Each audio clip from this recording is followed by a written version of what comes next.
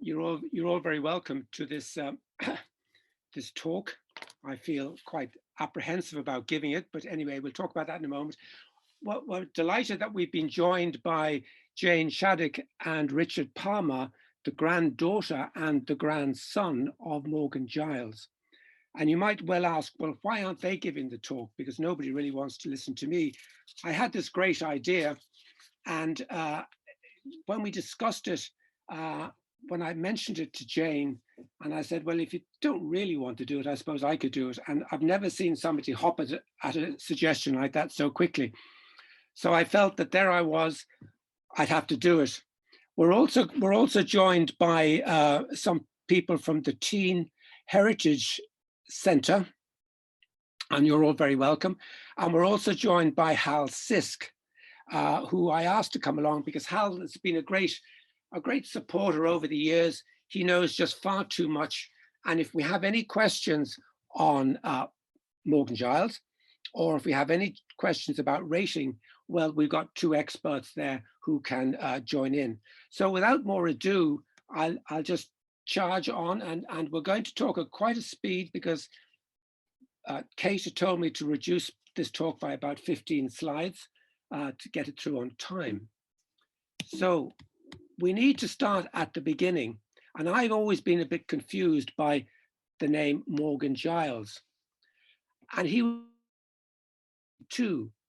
And when he was born, he was named as Francis Charles Saxton Giles. But the Saxton did with the vicar, and he was christened Francis Charles. And from 1910, he was known as Morgan Giles. And he named Morgan Giles in 1945. Family, Jane and else, always known him. I will call him Frank Morgan Giles, and I should actually call him Giles until 1910. But we need to start at the beginning. And the beginning is really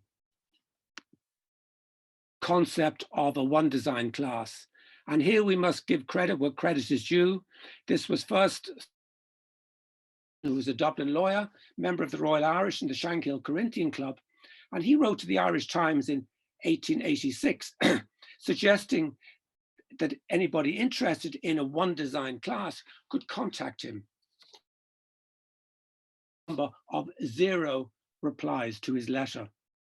He then wrote to about 50 of his friends and mates and pointed out, as we've got here, speed is only found by comparison, and as all boats will be the same, a true and most exciting race will ensue.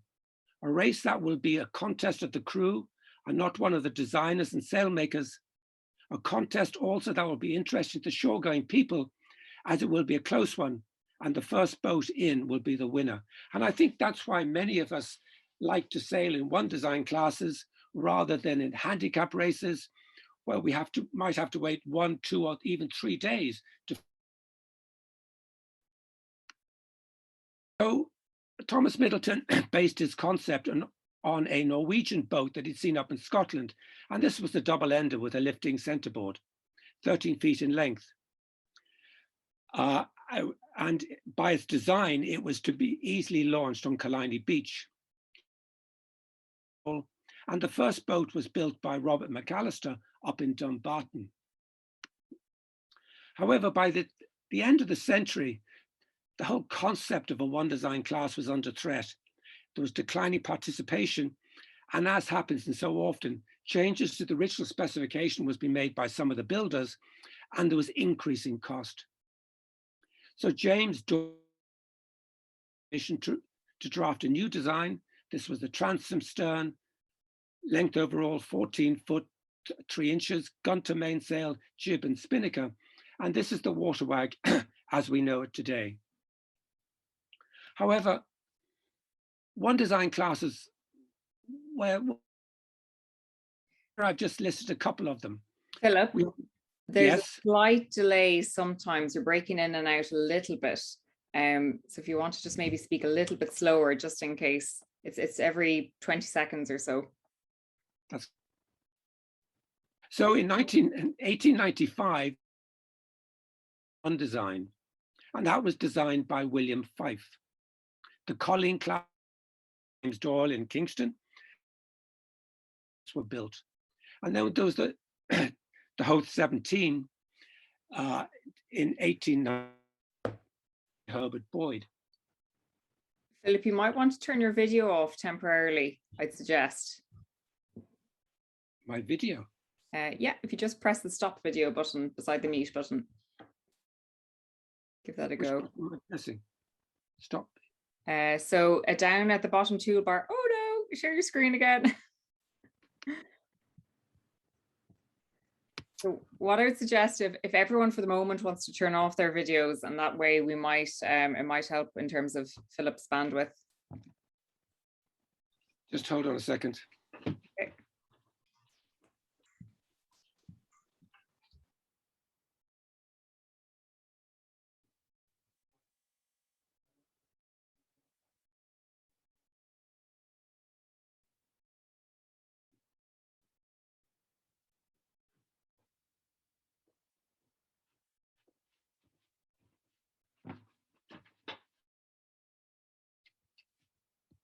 Hello, can you hear me? Yeah, that's fine, Philip. Right, so we get to 1903, the Dublin Bay 21s designed by Alfred Milne, and 7 boats, 7 of these were built, and this is the class that Hal Sisk is restoring in Dún Laoghaire. Lough Yacht Club got in the act in 1895 when the whole concept of a one design class was raised at the AGM. I think it was 1895, and they ordered 2 Dabchick one designs from Forrest and Son in London. These were designed by Limpton Hope for the Royal Corinthian Yacht Club, and they were 20 foot in length, main, jib, and centerboard, and they cost £51 each. But of course, in Britain, they were significantly cheaper at 42, and we're well used to that. Just the other night, in an article in 1895, when they were describing a trip down the Shannon, and they came to Drumineer Bay, the headquarters of Lough Yacht Club, whose fleet numbers some 20 boats, from the 30-ton steamer yacht to the half-rater one class, one design, the Dabchick. So definitely the Dabchick was on the Shannon, but it wasn't there for very long. There was no mention of the Dabchick in the Royal Corinthian match book, that's their race book, after 1890. No record in Lough Yacht Club of alpha and beta, the 2 boats, after about 1900. There was also one design class, a dinghy one design class in Bray. So we're well versed with the Shannon one design story, which was first brought up after the regattas in 1919 by Robin Daphne of the North Shannon Yacht Club, I beg your pardon, that the yacht clubs should adopt a one design. Then there was the infamous meeting in the Prince of Wales Hotel in January 1920 to consider the introduction of a standard sailing boat. And this was attended by the delegates, as shown here, from all 3 yacht clubs. Just note that the Derg Yacht Club, because the others missed the train, they'd been out at a hunt ball the night before. And they agreed at that meeting that there'd be a centerboard boat known as the Shannon One design to be established by all the yacht clubs on the Shannon, overall length 18 feet, beam 4'9" to 4'11", should have a daggerboard less than 35 pounds and a single sail.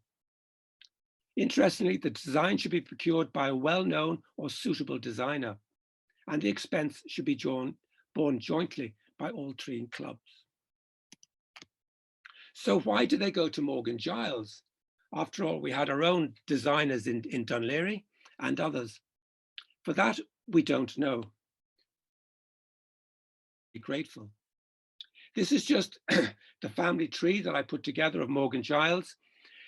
He was the 2nd son and 4th child of Harry and Cornelia Giles. And Harry's father was Alfred Giles. Harry Alfred, the eldest son, very early to Australia, and he was 9 years older than Francis. And Francis then had 4 other sisters. And just shown here that Francis married Ivy Carus Wilson, who we'll mention a little bit about later on, and they had 5 children. Puts it in context, and we're talking about 1882 to 1962. So he was born in Surbiton in Surrey. His father was a civil engineer and worked on the railways, and he was particularly involved in changing from the broad to the standard gauge railways in the southwest. His grandfather was also an engineer, but worked in the docks in Southampton, and he was chairman of the Union Steamship Company. And because of their connection with the southwest, the family moved down to Shackleton in Devon in 1893. And there he went to school for 2 years in Tiverton, Blundell School, but he spent his holidays in Shackleton watching the restricted class sail between Shackleton and Teignmouth. He managed to persuade people to take him out on the water, and a local boatman took him out to a 60-foot rowing boat at a small log sail, no centerboard, steered by an oar. So he had some sort of introduction of sailing.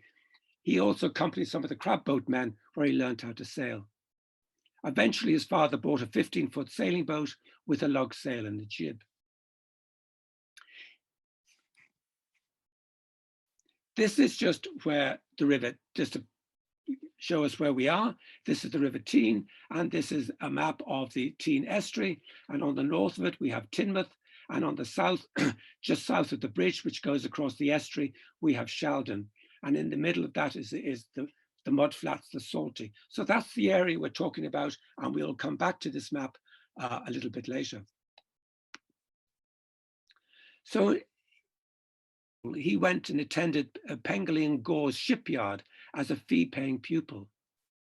And Abraham Pengelly was one of the best small boat builders in the Southwest, in partnership with Harry Gore. He was also an active West of England Conference sailor sailing in the jolly boat, beg your pardon. His parents were very keen that he had the technical knowledge as well as the practical skills to design and build boats. And for that, he received private tuition in mathematics and science. And he was also involved in building the Teignmouth restricted class, which is the forerunner for the West of England Conference dinghy boat. So what was the Teignmouth restricted class? It was a class which was governed by overall length and sail area, which varied slightly. The length varied and the sail areas altered. It raced between Shackleton and the Teign Corinthian sailing clubs, and each to their own rules. It was founded in 1889, providing racing for those whose means dictated a small boat rather than a yacht. The boats ranged from length 12 foot to 15 feet. And here we have a photograph of Hetty, which is the 12-foot. And just out of interest, the house, which is obscured by the tree behind the house where finally Frank and Ivy lived. And just 3 houses down is where Ivy's mother lived. The boats were governed by the rating, the overall length times the sail area by 6 divided by 6 was not to exceed 0.3. So if a designer decided he wanted to build a longer boat, he had to reduce the sail area so that it was less than 0.3. And despite these differences, performance were very similar and the racing was described as very close. So what was the West of England Yacht and Boat Sailing Conference? Because this played a key role, I believe, in Francis's upbringing. It was established by the Vice Commodore of the Dart Boat and Sailing Club, and it had a number of objectives. And the first was to hold a conference, hence its name, in February, where delegates of every yacht and boat sailing club in the southwest of England, between Portland Bill and Land Ends, could attend and were members. It was to adopt rules for Challenge Cup matches, and here when we talk about matches, they're talking about races, establish uniform sailing boats, arranged dates for holding regattas at the various clubs within the district, and to promote the welfare of yachts and boat sailing in the southwest of England. And there were over 20 clubs represented within the conference. And if map of the southwest of England, in which there were various yacht clubs, there were in various towns such as Dartmouth, there were at least 2. In Plymouth, there were at least 5 yacht clubs, Fowey and Plymouth.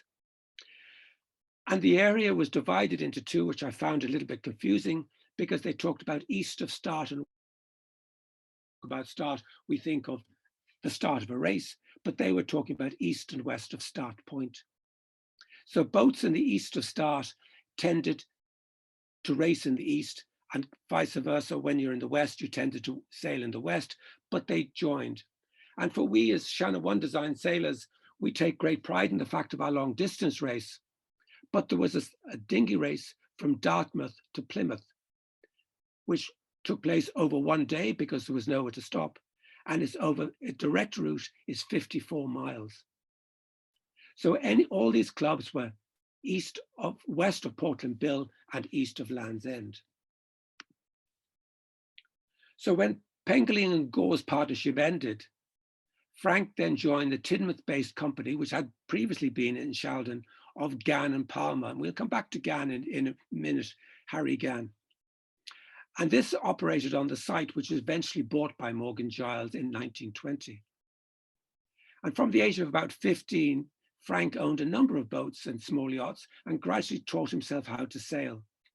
His father joined the Teen Corinthian Sailing Club, and I was interested to read that he presented a cup for the owner of the dinghy with the most second place prizes during the season.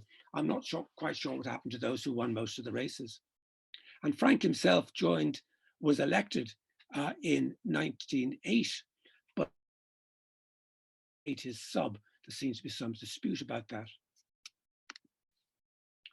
So in 1902, at the age of 20, with just 6 years practical experience, he moved to London. And there he established a design business specializing in small wooden cruising and boats, particularly the West of England Conference 14-foot open dinghy and the West of England Conference Jolly Boat, a 3-man centerboard dinghy. And that Jolly Boat was not the same as that which was designed by Uffa Fox in the late 1940s. Importantly for Frank, he won in 1907 a yachting monthly design competition for small dinghy, which had to be useful as a tender to a yacht or to be sailed or rowed for pleasure.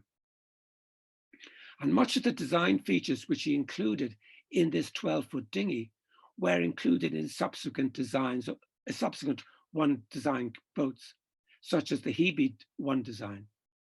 And at the time, he supplemented his business with successful, but apparently not very profitable brokerage. Just 2 years later, he joined with Harry May to form Morgan Giles and May Limited, naval architects and yacht builders. And this venture was mainly funded by the May family, beg your pardon. Harry May was a dinghy racing friend of Frank's from Plymouth, so he would be west of Start. He was also a boat builder at the time on the Thames in Chertsey. And the new company moved to Southampton Street on the Strand, and they opened a boat building yard on the Thames at Hammersmith. But importantly, they both returned frequently down to Devon, where they maintained their sailing contacts and they continued to race.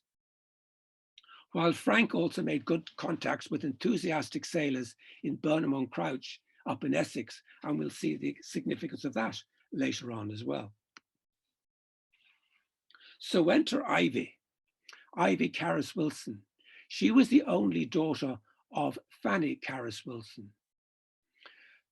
Fanny was separated or abandoned, I suppose, or left by her husband when Ivy was just 2 years old, and they were living in Gloucester at the time, where Ivy went to school. But when Ivy was about 18, around about 1904, they moved to Devon and they bought a house in Sheldon. There she watched in the estuary, and she learned how to row. And within a very short period of time, she became a very proficient oarswoman, beating some of the literally heavyweight women who were racing up and down the estuary. And if they weren't going to win, Ivy certainly wasn't, but Ivy did.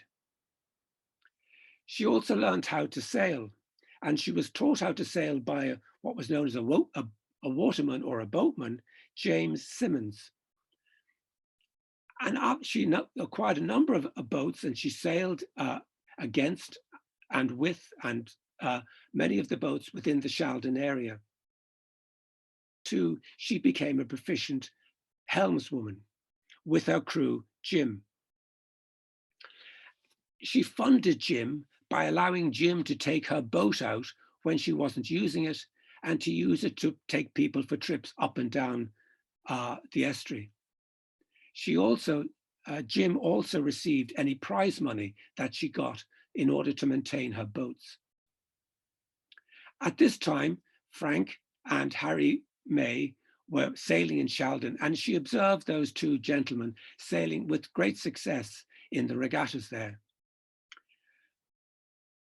Her mother funded her to order or commission Morgan Giles in London to build her a West of England Conference 14-footer, much to the disgust of Harry Gann, who really thought that this young woman was going to order a boat from him. May and Giles delivered the boat personally to Ivy, bringing it down by train to Devon.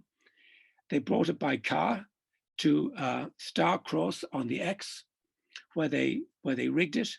They sold it to Sidmouth, where they raced in a regatta. They hit the first mark, duly retired, and sailed the boat down to Sheldon, where he presented Ivy with her new boat, which she then named Myosotis. They sailed together for a bit, but by the end of that season, Ivy had won 7 races east of Start. And thus began a friendship between Ivy and Frank, which culminated in their marriage in 1913. Ivy's story about her sailing is beautifully illustrated in a journal, which Jane has self-published. I gather there's only, I think, probably 4 or 3 copies left. It's a really riveting read about the trials and tribulations that Ivy had to endure. This was the race regatta, or the places where she attended regattas in 1910 during that particular season. To sail from Sheldon, for example, to Starcross, not in her Helly Hansen water gear, but in her long dress and hat and boots, which was over 15 miles. She had to race and then sail home, accompanied by Jim. There weren't that many boats in the races. There were perhaps 3 to 8, but she had 36 starts that year with 29 flags with 13 firsts. She won £23 in prize money, which Jim received. She wasn't accepted as a young woman, and she had to put up with a lot of male chauvinism by her fellow competitors, so much so that at one race at the beginning of the season, Harry Gann persuaded Jim to sail with him rather than with Ivy. Undeterred, she raced home. She got her mother's gardener, who'd only been out in the boat 3 times, sailed out from Sheldon to Starcross, competed in the race. She won the race, but she was protested against, none other by Harry Gann, who protested herself because he said that she had a paid hand on board, which for the Commodore's Cup, you weren't allowed. But he was paid to garden, not to sail. There are many other beautiful stories that she relates in that book, which I can't go into now. So he continued to design boats, and he also designed that year Phantasm, which Harry May sailed with his professional crew, George Matthews. He won 11 flags and then sold that boat to George Vallance in Sidmouth. And Morgan Giles's boats were the boats to beat. By the following year, he had designed the conference 14s for the Ranelagh Sailing Club on the Thames, and by officers in the Navy and the Army in Malta and China. And Ranelagh Sailing Club then organized the first dinghy week in 1910. The photograph on the right shows some of Ivy's competitors. The guy not looking at us is the infamous Harry Gann. And then we have George Vallance, Ivy, and Harry May. And in front of Harry May is our crew, which was George Matthews. And in front of Ivy is her crew, who was Jim Simmons. We just need to go back a little bit to 1906, which was the establishment of the International Yacht Racing Union. And before the establishment of this, countries used to race against each other under their own national rules, and the international competition was often subject to various forms of handicapping, and there was frequent protests. And the International Yacht Racing Union established a meter rating system, which allowed the different designs of yachts to race against each other. And this rule created a formula which covered most of the problematic areas of the design. It allowed designers some degree of latitude to control unself extremes because boats were becoming very long, but a significant reduction in their beam. It laid down rules of construction and governed the use of material.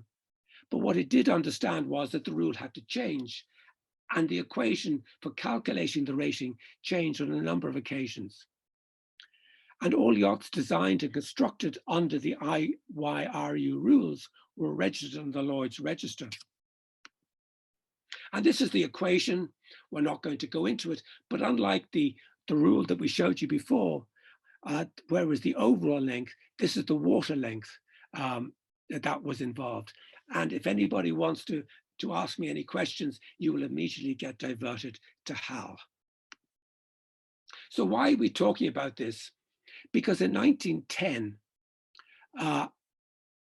Morgan Giles designed his first 6-meter racing yacht for Harry May's brother, not his uncle, his brother, George May. And this boat, Clare, shown here, performed extremely well against boats on the Solent and also up in Burnham on Crouch, where he was a member. He designed a number of other boats, and John Quell, which was commissioned for a Captain R.T. Dixon, who was a former 14 sailor, that won 14 of 57 races in his first year of competition. So very quickly, Morgan Giles was getting a name for himself, not just as a successful designer of dinghies, but also an extremely successful designer of yachts. And to put this into context, when the Lloyd's Register produced their catalogue in 1915, there were 787 races listed, 218 of these in Britain, of which Morgan Giles and May designed 21. They were the third most prolific after William Fife, who designed 69. William Fife was the third generation of William Fifes, so he'd been around a long time. As regards building these boats, they were the second most prolific, again after Fife. Morgan, Giles, and May building 16 compared to Fife's 46. And these are some of the other names, household names: Camper and Nicholson, Summers and Payne, who we all hear about, who are also building some of the other boats. And just shows you that Morgan Giles, he was concentrating on mainly on the 6 meters. By 1915, he designed over 20% of the 6 meters built. Sorry, he designed 18 of 20% of the 6 meters built in England, whereas some of the others were building from 23 meters down to 5 meters. So in 1911, they were doing extremely well, and they had about £20,000 worth of orders, and they moved to larger premises on the Hythe and the Southampton waters. However, dinghy racing was beginning to wane, at least the interest was, because there were rising building costs in the restricted classes, and your boat in the restricted classes was particularly getting outdated, and some owners were buying 2 boats in the season. The West of England Conference also placed a cost limit on a 14 at £2 a foot. and consequently there was little profit for the designer and the builder.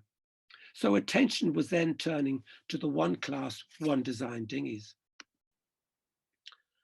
And Morgan Giles then designed his second after the Hebe 12'6" for the Blackwater Sailing Club to produce a dinghy which should be easily and quickly convertible to an ordinary yacht tender. And this was a 12'6" overall length, 4' 10" beam, clinker built, and it cost under £10. And here we just have a sketch of it on the right. He also designed a similar boat for the Royal North of Ireland Yacht Club the following year in 1912. And the specification stated then that this should be a stiff and able little ship used as a tender or to a larger yacht if required. And 8 of these boats were built in Belfast. Again, we can see here some of the similarities, very similar to the National 12 or International 12. But for us then, attention then turns to the Thames Estuary 1 design, which he designed for the Alexandra Sailing Club in Southend in 1912. And this boat had to be designed to be suitable for the Thames Estuary and to sit on the mud at low tide. It was to be 18 feet overall, a 3/4 deck with a centreboard, for 3 crew with an optional rig of 220 square feet. And 10 of these boats were built at a cost of £37 each, including sails. And the first of these for these boats was held in May 1912. And this has some of the similarities to the Shannon 1 design. The following year in 1913, Ivy and Frank, I beg your pardon, Frank and Ivy were married in St. Stephen's Church in Paddington. Sadly, I don't have time to talk about their children. They were all extremely successful in their own rights, reaching the dizzy heights of Rear Admiral Sir Charles Morgan Giles. And we've got some of them here. And Hebe Constance, who looked after Frank in his older age. And they were living at the time in Cliffside, as we mentioned, Park Street in Sheldon. So in 1914, Morgan Giles and May was dissolved just before the war. And Morgan Giles then established the Naval Architect and Yacht Agency business in Sheldon. And I just show his advert down there in the left corner. This was the outbreak of the war. Harry May was about 7 years older than Frank. And he was about 41. I think he was just over 41 at the outbreak of the war, and hence he was too old to be conscripted into the Army or Navy. He spent a little bit of time, and he spent a year in the States, and he came back and started a partnership with a Harden, forming May, Harden and May Limited, making boats and seaplane hulls for the war effort. This was acquired by the Aircraft Manufacturing Company. And in the following year, May bought the Berth and Boat Company in Romsey with his brother. And the following year, in 1918, he acquired the Levinge shipyard and moving the Burton business to establish the Burton Limited Shipyard and Marina, Burton International. I put that in because this company is still owned by the descendants of Harry May, and many of you who might sail in the Solent might be familiar with Burton Marina, and certainly we, I think, went in it with Silk on a number of occasions. During the war, Frank joined the Royal Navy Volunteer Force. He was a sub-lieutenant in charge initially of the Swansea division of the motor launches. And these motor launches were built in Canada during the war, and they were shipped over, and there's about 550 of them built. In 1916, he was in command of an army drifter called the Stately in the last days of the battle in Jutland. And during his short leave he spent in Sheldon, where he continued to trade his yacht brokering business and design business. He never gave up. He volunteered, I would have thought rather foolishly, to go to Ireland in 1916 with the troubles we were having at that time as a sub-lieutenant in command of the motor launch at Queenstown in Cork. And this is ML 325 was a photograph of one that I happened to find, which is on which she served. It was customary at the time that officers working in Queenstown were invited to become members of the Royal Cork Yacht Club. But unfortunately, the archivists in the Royal Cork couldn't find any reference to Morgan Giles attending either as a guest or sailing there. In 1918, during the war, he was elected a member of the Institute of Naval Architects, proposed by William Fife and Charles Nicholson, two of the greats in yacht design at the time. And in 1920, he was decommissioned. But the previous year, in 1919, he designed the Essex One design for the Essex and Alexandra Yacht Club. This was very similar to the Thames Estuary One design, except it was a bit beamier further aft and had a slightly wider transom. It was a Bermudan rig, but the centerboard was heavier at around about 225 pounds compared to the 140 for the Thames Estuary. 12 of these boats were built. But in 1960, Dallimore was commissioned to standardize the design to produce a new spec for the Estuary One design, which is built in fiberglass. And it is still raised today. And if you look at the design of that, I don't think you've got to be a genius to see that there are some similarities if you just look at the rudder and also at the plate. There was little sailing immediately after war because people were recovering from the war. Many sailors sadly didn't return. And there was also the Spanish flu, the major flu epidemic. Ivy and three of his children was living, and Frank were living in Sheldon. And at that time, he established Morgan Giles Limited. And they took over the derelict Strand shipyard in Teignmouth, which had been previously owned by Gann and Palmer, which had been dissolved in 1912. So to the Shannon One designs, 1920, designed for the North Shannon, Loch Ree and Loch Derg yacht clubs. And what we've got here was very kindly given to me by Jane, which is of his job book in 1920. And this is the Morgan Giles Limited job book. And job number 67, which is E.J. Bolton, who was in Mountview, a house that many of us know and love. He was renting it from the McNamaras at the time, I understand, secretary of Loch Ree Yacht Club and Yvette and Athlone. In early 1920, designed Shannon One design class dinghies for a fee of 15 guineas. And he was later asked for 6 sets of blueprints of the plans and 6 sets of the specifications. Interestingly, just to show you what he was up to at the time, at number 64, he was building Conference 14 dinghies, number 7 and 8. He'd received an order from the Henley Yacht Club to build 10 of these.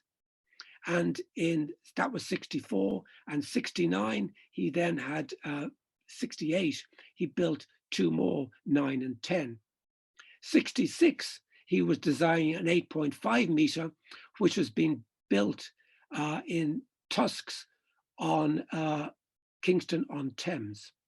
So he was building and designing. He was also supplying rigging gear, which is job order 65. So as we know, rightly or wrongly, Walter Levinge, shown here on the right from Bunny Goodbody's collection, made some modification to design 201. The rotary keel hoist could not be easily manufactured, particularly after the war, and that was dispensed with. The brass main sheet horse was considered too expensive. Cast iron was difficult to obtain, so a steel was used at half the designed weight of 56 pounds rather than 112 pounds. The copper buoyancy tanks were admitted because tanks were not used in the traditional leg boats. Morgan Giles was very keen on buoyancy because in 1920, 2 sailors were drowned when their boat capsized and sank west of Start. And at the start conference of that year, he accepted that all boats sailing within the conference should carry buoyancy tanks. The Gunter rig was introduced and in place of a dipping lug, although the dipping lug was used for the first 3 years, again because it was the Gunter rig which was used on the lake boats. And the centerboard box was not extended forward to under the mast, and it was Jimmy Fury who reintroduced that in 1970 when he went back to Morgan Giles's original design. So this just shows you the sail plans of the two, Morgan Giles on the left and Perry's, which was adopted and accepted in 1926, and Perry was the sailmaker in Kingston. This I should show here with slight trepidation, because there wasn't a lot of love lost between Morgan Giles and Uffa Fox for a whole variety of reasons. But Uffa Fox came over to sail in the Dinghy Week in Loughree in 1952, and he went out with Bunny Goodbody on the 61 in his Shannon 1 design 61, and was most impressed by its performance, which was a great compliment to Morgan Giles. But the arrogance of Uffa Fox was such that he thought he could improve on it. So he recommended to the class that they change their sail plan. And this is what he suggested. And I put it to you that I don't think that we would still be sailing Shannon 1 designs if we adopted Uffa Fox's design. But between 1959 and 1961, there's a lot of controversy within the class with the introduction of the Terling sails. There was a lot of meetings taking place between the two yacht clubs. There was sails being designed by Downer. He was increasing the sail area up to 156 square feet. Boats were capsizing, they were difficult to manage. And eventually they decided that they would write to Morgan Giles and ask him for his opinion. And Pompey Delaney sent him a very well-written, a brave letter, when you think about it, to Morgan Giles, asking him for his opinion, setting out where the Shannon 1 design was compared to the original design, and asking for his opinion on the boat, on the sail plan. I don't think Pompey expected to get a 5-page reply from Morgan Giles, much of which castigating the members and members of the class for altering his design. And I just take out one or two. One design is intended to remain as such and not to be in any way influenced by individuals who, by reason of being more enthusiastic or better off, can alter a designer's original concept. Such alterations may certainly increase the speed of a vessel under certain conditions, but can completely wreck the theoretical concept of a number of boats identical in every way. But he then went on to say, those without any technical knowledge should not seek to improve on the qualified designer's ideas, as a one design is intended to stay as such. So it was a pretty hard-hitting letter, but it was quite chatty to begin with, describing the condition that he was in. He was just recovering from a bout of pneumonia. He was living with his daughter. He had just gone to hospital, and he had informed the undertaker that he was on his way to the hospital. And Jane, looking through his diaries, informs us that he stayed up till 4 o'clock in the morning, writing this letter to Pompey. At that, he was 75 years old. So what of his other boats? In 1920, he designed the Seabird for the Bombay Sailing Club, now Mumbai. The 21 clinker built later became a fiberglass clinker built, and in 1986, it became a Carvel hull Seabird Mark III in fiberglass. And I can't imagine us sailing a boat like the one we see, the Mark III, or racing one with an outboard sticking out the back. And this is still raced actively in Mumbai. But this is very distinct from the other Seabird, which was a half-racer designed for the West Lancashire Yacht Club by Wilmer and Herbert. And I put this in because this is the oldest currently sailing one design class in Britain. The other thing about this one design class, although one designs were designed for an area, this had moved outside his area that it was designed for. It was adopted by Donaghadee Sailing Club in Northern Ireland and also in Greenock in Scotland. It's actively sailed now in North Wales. 108 of these are built, 11 since 1994, and 28 are lost. So very similar to us. It's got a keel and a centerboard, but not designed by Morgan Giles, but also known as the Seabird. He designed this interesting boat for the Walton and Frinton Yacht Club at the northeast of Essex. And this would be suitable for the Penthold Bay approaches to Harwich. 8 of these boats were built, and this boat had a keel as well as the centerboard. And in a report in the Hampshire Advertiser in 1922, the correspondent said that when he was up on the East Coast, he saw one of the 18-footers, very similar in general design to the one design class built for the Thames Estuary clubs. There's one difference. Boats for the Walton on the Naze have about 400 weight of iron in their keels. That's 450 pounds. And he described this as well suited to the local boats. This is something that we may discuss a little bit later. The weight of the boat, the weight of the plates that he put in seemed to me to be slightly excessive. And in reading his letter, I was interested to read that he accepted the reduction in the weight of the Shannon 1 designs from 112 to 54, because he originally thought that the Shannon 1 design was going to be sailed by a crew of 2 rather than a crew of 3, which I was unaware of. He designed this Dart 1 design, and I just put this in for interest because it was to sit comfortably on the moorings. But the ladies and children who were not allowed to be members or race in single-handed dinghies under YRU rules. And I don't know what Ivy would have thought of that, although she frequently attended the Royal Dart Yacht Club. And they formed their own Dart 1 design dinghy club, which was affiliated to the Dart. And there's a picture, there's a diagram on the left, again, very similar to the International 12. Frank tended to, all the boats that he built, he tended to sail. So if he designed a 6-meter, he would take it out, he would compete it, and he would sail in it. And he was a very successful helmsman. And being a bit of a nerd, I was quite interested to know if in the races that they competed against each other, how did they do?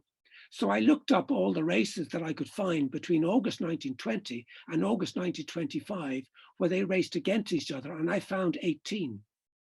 And in the conference 14, there were 6 races, of which Ivy won 5 and Frank won 1. And in the conference jolly boat, there were 9 races. Ivy won 5 and Frank won 3. And of course, that leaves 8. What happened to the other? Well, the other, which was sailed in Plymouth, they went out and they both broke their masts. They both got them fixed overnight and they were out racing the next day. It was only in the West Bay restricted class, which is 12'6", did Frank beat Ivy 3 times, and Ivy didn't win any of the races. 2 others, just out of interest, in a race which was sailed in May 1922, where both Morgan Giles and Miss Morgan Giles were sailing in new craft. This race took place 2 months after Ivy gave birth to Christopher, her 4th child. And in the race in July 1922, that interested me as well, because this was a match. This was a challenge race between Frank and Ivy, but this was sailed in 4-tonners. So these were about 25-foot keel boats in the Challenge Cup up in the Teen Corinthian Sailing Club. And in this particular race, they were sailing other people's boats, and Frank won by 2 minutes.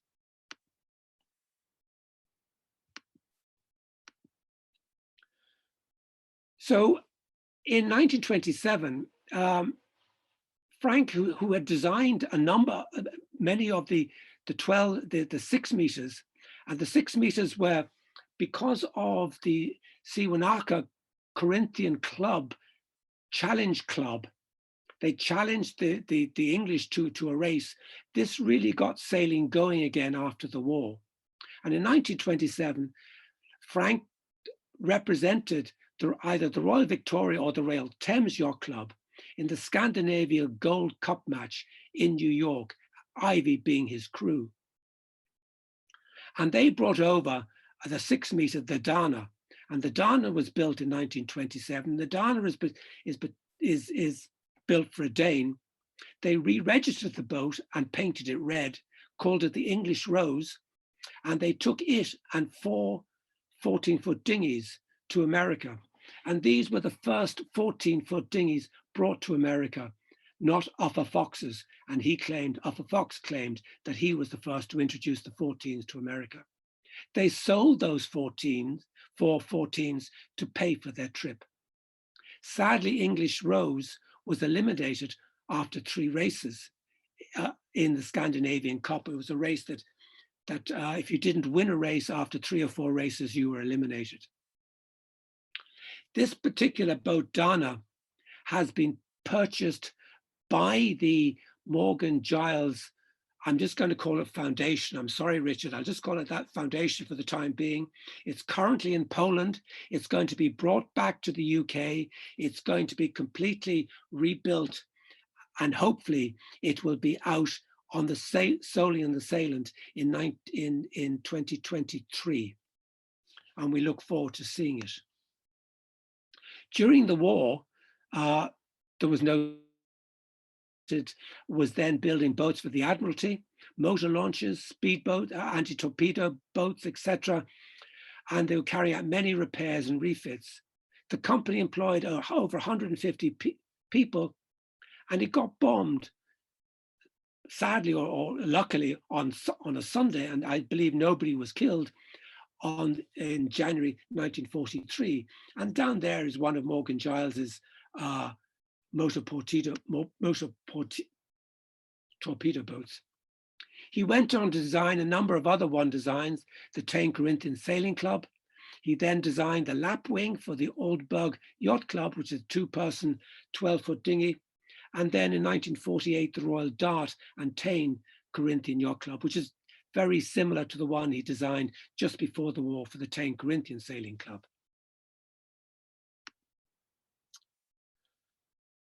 He was also continued with his Admiralty contract, and he designed and he was commissioned to design and build 5 sail training boats for the Dartmouth Sailing College.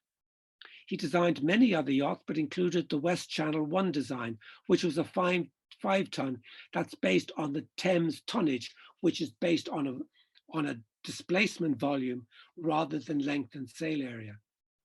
But I think that what he was pleased with was the motor launch, the Monaco cruiser, which ranged in length from 25 to 42 feet. This was an extremely powerful luxury boat with 2 large inboard engines shown here, of which he built very many of them and sold very many, and they were very successful boats built after the war. But like all good stories, they must come to an end, and so must this talk. Ivy, sadly, died at the age of 53 in December 1937 after a short illness, I believe, due to some form of heart disease. She predeceased her mother, who died in 1953 at the age, I think, of 93. Francis died in 1964 at the age of 81. And he remained an active director of Morgan Giles Limited right up until his death. And as we're accustomed to in this country, at a funeral, it is customary to bring things up to the coffin. And if Ivy could have anything brought up to her coffin, she would have her beloved Snark, designed for her by her husband, Frank, sailed by him as well. And this was a Conference 14 in which she performed so successfully after the First World War. I'd like to just acknowledge Jane Shaddick for her assistance and taking my telephone calls on a number of occasions, the Morgan Giles Archive, Hal Sisk and Paul McCarthy from the Royal Cork. And I've just put down a very few of the resources or sources that I've used. Obviously, Bunny Goodbody's book down here, but I can tell you there are, I suppose, 100 plus other websites that I didn't include. Thank you very much for your attention. I'm sorry to bore you all. That, of course, is the 83, a Shannon 1 design in Lough Derg in a wind. Thank you. Great, thank you, Philip. We might just get you, if you can close your slides, we'll all be able to go back onto the big screen. Have I closed it? No. Try escape.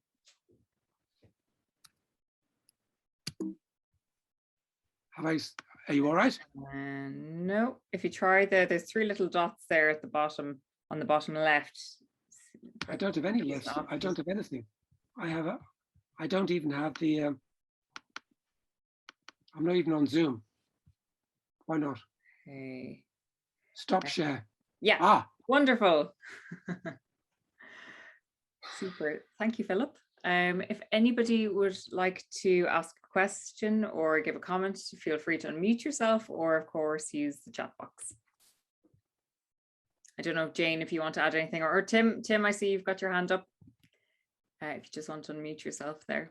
Philip, thank you for a superb talk, extreme detail. I'm very impressed. Can I just ask you one or two technical points? One is you were talking about 12-meter yachts and everything way back in the early 20th century. Was that recognized at the time? Are you putting the modern metric system there, or was it always known as 12 meters? Sorry, Tim. The 12 meter has, and I didn't mention that, I forgot to mention that, that has nothing to do with the length of the boat. Absolutely nothing. That is the result of the formula that I put up there, that the boats were designed to, and if they fell within, if the result of that equation had to come out for a certain value, and that would be for 6 meter would be 6, if it came to 6, that would be a 6 meter, etc. 6. So the meterage has nothing to do with length. Totally confusing, ridiculous, but that's the way they did it. So I'm sorry, it had nothing to do with the I just wondering about imperial measures. And for those who don't know, what we're looking at there is Tim Jackson. Tim Jackson was the proud owner of the 75 way back in the day. Good to see you, Tim. Thank you. Super. Clearly, I bored you all, and I'm sorry I went on for so long. John, Jane, would you like to say anything? hang on, Philip. Yes. I think John Banham has his hand up. Yeah. Okay. First of all, a great lecture, Philip. Just a little point, and I say this in the face, of course, of the relatives of Morgan Giles who are here. His son, his eldest son, who was also called Morgan, and who, as you rightly mentioned, became a rear admiral, was also interesting for 2 other points. He was the winner of the George Medal, which is given. It's like the Victoria Cross, except that it's not in the face of the enemy. I gather it was to do with clearing ships containing explosives and mustard gas in Egypt. But the other thing is, I understand that he and his father, Morgan the designer, won the Prince of Wales Cup in a 14, yes. I think about 1930. You're right. I'm sure Jane would like to say something about that, but unfortunately, if I talked about all the family, I could not talk about Frank, and I want to talk about Ivy as well. Yes. Jane, would you like to come back to that? Yes. How do I? Yep. There you are. Yes, you're on. Where you go? It was 1931, and they won the Prince of Wales Cup, and the dinghy was Catherine, which I'm named after, and my brother now owns her as well. So, are Thank you you. able to hear me? Yes, yes, that was great. Yeah. Thank you very much. Yeah. Apparently, Morgan was not allowed to have the day off from Clifton College to attend the race. So he was allowed to go to Lord's. So he went to the cricket match, walked in one terminal and out the next, and then went to Cowes.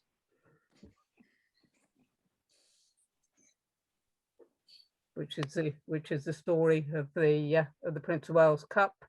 And they capsized immediately after they'd won, over the line and capsized. Right place to capsize. We have many people who actually capsized just after, yes, the same. Hal, I wonder, would you comment on why was the demise of the sort of the 6 meter classes? I mean, they were beautiful boats. Why aren't they still around, or what happened to them? Oh, no, the 6 meter. Hi, can you hear me? Yep. Yeah.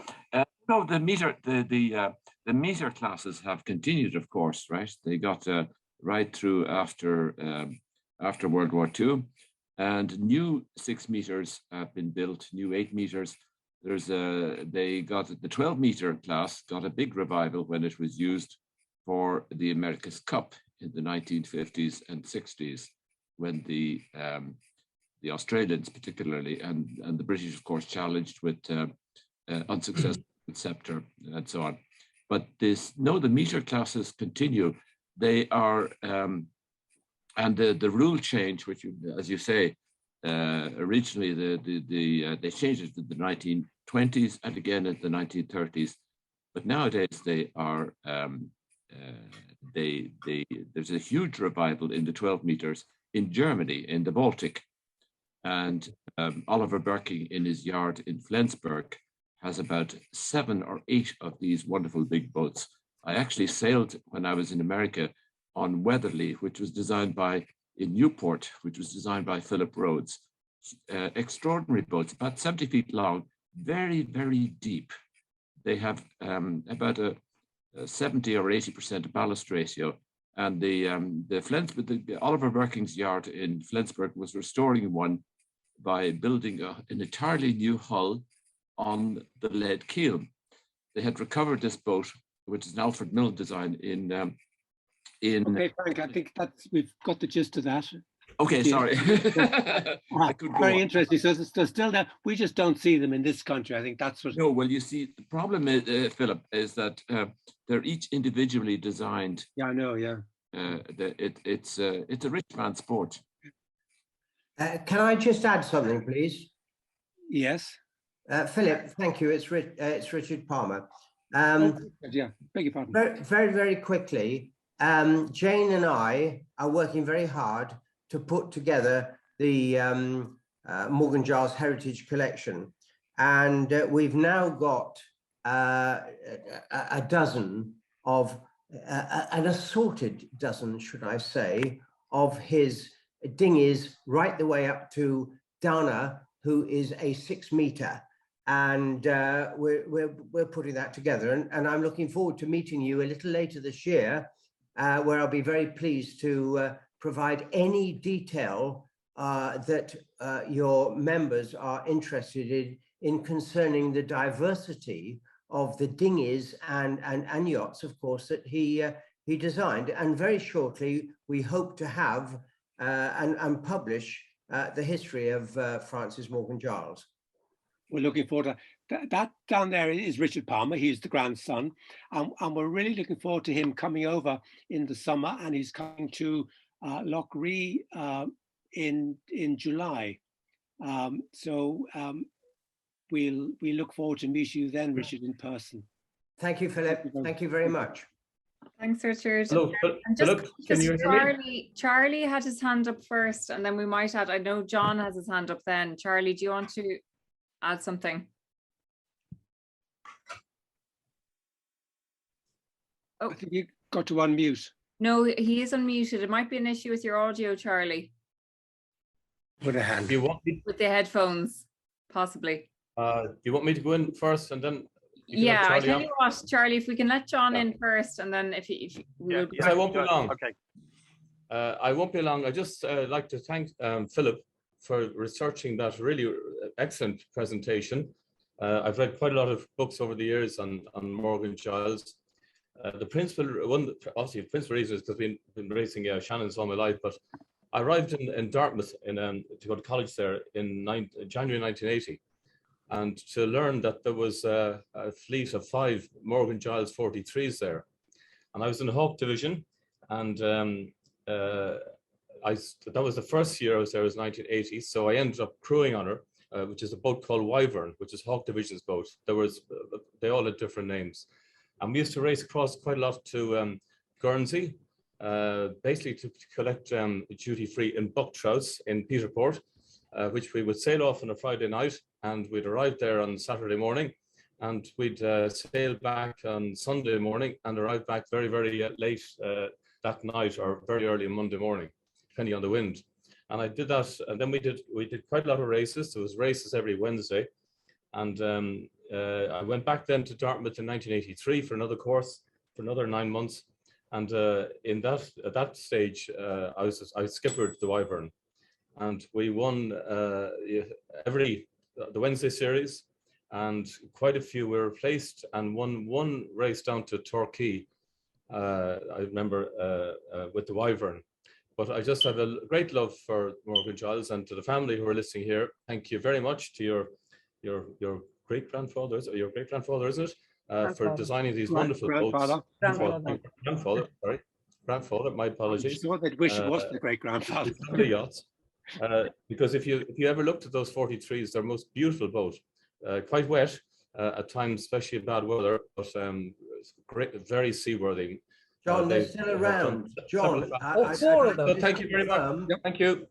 They are still around. Unfortunately, the company that owned them has gone into receivership, and we'd like to consider that someone's going to buy them and take them over. But we, Jane and I, were lucky enough to sell them a couple of years ago, and they are in remarkable condition. So they're all ready for you, John, when we can get them back afloat. All right. I'm not sure, Richard, if my pocket is deep enough to buy the whole flotilla, because one thing I do remember is the maintenance of them was considerable maintenance, obviously, with them, and they were looked after beautifully by the boat yard in Sankey, which is in the River Dart, the estuary. And of course, at times we would end up ripping spinnakers, particularly because spinnakers were very big and they were quite difficult to get down in heavy weather. So John, we're going to cut you off there. I'm going to let Charlie in first, then Alan, who's had his manual hand up, and then I'm going to let David Beattie in, if that's okay. So Charlie, you're up. I might well have raced against John back in the day, when down at Dartmouth in the Coronation Cup in the bosun dinghies. Then, so that's some time ago, in the 80s. A couple of things I was going to say. Racing Association and the West of England Conference was the third conference that was formed after the Thames, which was the first, then the Solent one. And for some reason, we ended up with a conference down here. That formulated some of the designs. The teen restricted class came a long time before the West of England Conference. And that was designed, some of the designs were from Alfred Pengelly, obviously greatly respected by Morgan Giles. And then Harry Gann was quite an interesting character. He was taken to court for insolvency because he falsified his accounts, which is why he was after Ivy's money to build another dinghy, because he was living on borrowed time with his business. So yeah, there's quite a lot of things to fill in. And the other thing which Philip said about was the centerboard's quite heavy. One of the things I think you missed out on is there's a shoe. They always put a galvanized shoe on the bottom of the boats, which is even heavier, so that added more weight. So you just didn't have the drop keel, you had the weighted shoe on the bottom of the, so when they were on the moorings, they didn't fall over. There's quite a few other things I can add. I think it's only a short evening, Jane, isn't it? So I won't be able to say much more. I could probably fill the meeting myself because I study small boat designs and the history of small boat racing, which is something I need to catch up with Hal on sometime along the way. The Jolly Boat obviously is a boat designed from Dutch origins that the Royal Navy picked up on. So it's got a long tradition going back to 15th century. And probably further back than that with the Dutch influence. And of course, the Dutch owned the British Navy at one stage with William and Mary. So there's lots of crossover if we go back in time. Thank you very much. Thank you, Charlie. Thanks, Charlie. Alan, before your hand and arm gets stiff, and then I'm going to pass over to David and Aoife. I'm just wondering if there's any record of I'm just wondering if there's any record of the fee that an architect paid for, because there's no record that I know of how much we actually paid for the thing. And we're just interested to know. We paid, yes, we did, Alan. We paid 15 guineas. How much? 50 pence? 15 guineas. Oh, very good. We paid 15 guineas for the design, and we paid another 15 guineas for the design of the sail. And I think the second one, 15 guineas, was quite cheap when you think that he was actually in his sick bed at the time with pneumonia when he was writing that rather long letter, which I think we will publish in the annual report next year. I think it's well worth everybody having a copy of that. Great, thanks, Philip. I'm going to go over to David and then or Aoife and then to Jane. Oh, thank you, Naomi, and Philip, thank you very much. I'm afraid I missed the beginning of that because of a certain rugby match that was on the television, but I saw most of it, and most of your talk, and it was absolutely super, and the level of research was brilliant. I just wanted to say that John Leach isn't the only person who raced on Morgan Giles 43 here. I had a wonderful race on Leopard in 1975. So Richard, if the opportunity arises again, count me in. Sorry, what was Leopard now? Just to remind us, what was Leopard? She was Morgan Giles 43. Right, thank you. She's the one we sailed on. Yeah. Oh yes, beg your pardon. Leopard and Guipus. Thanks, David. Jane, did you have a hand up before David to add anything? Sorry, just on Leopard. Leopard never beat us. Okay. John, I wasn't on board, obviously. Where are we going? Jane, I'm not sure if that's an old hand or if you wanted to add anything else before, or then next it's Vincent. Well, I would just like to thank everybody. It's been the most interesting evening. Great, thanks, Jane. And Vincent, have you got a comment or question? You're muted, Vincent. Vincent, Yes, Philip, I want to compliment you on all the good research you've done. There's a lot of material we'd never heard before, and that is definitely most useful. Now, I just wanted to mention a few words about the selection of the designer. Now, apparently there was a lot of pressure put on by certain parties with the name beginning with W in Lough who were very keen to be involved in the design of the new boat. And clearly there was a feeling abroad that they didn't want to go to somebody who was local because it would end up infighting at some stage. And I believe, and this needs to be corrected, but Major Hancock actually did spend a lot of his life in the UK. And as such, he would have been familiar with the activities of Morgan Giles. So I'm sure that it was he and he alone who actually put forward the name of Morgan Giles as the most independent person that they could possibly go to, who was known to have skills in the design of 18-footers. Thank you. And I think that, and certainly in Dunleary, most of the boat builders there were more interested in the bigger boats and keel boats and not so interested in dinghies, I understand.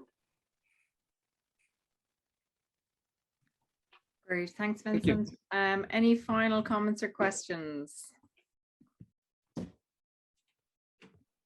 I'd just like to say I really do look forward to seeing you guys when I come across in July. And I will bring my life jacket, don't worry. And your toothbrush. Of course. Thank you. Very good. Thanks, Richard.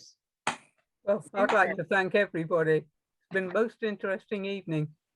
And I'd like to thank you, all the Morgan Giles family.